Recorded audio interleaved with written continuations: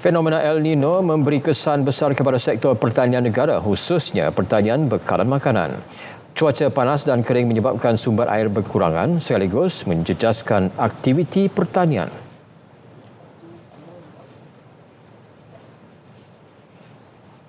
Jadi kalau kita boleh rumuskan bahawa apabila sumber air berkurangan, dia akan menjejaskan kepada semua ekosistem ataupun aktiviti pertanian sepanjang rantaian.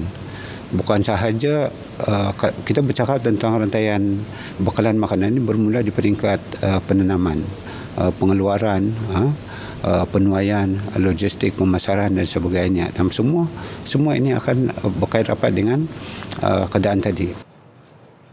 Menurutnya, kerajaan telah mengambil pelbagai langkah mitigasi bagi mengurangkan impak termasuk penubuhan jawatan kuasa bencana di pelbagai peringkat untuk memantau situasi.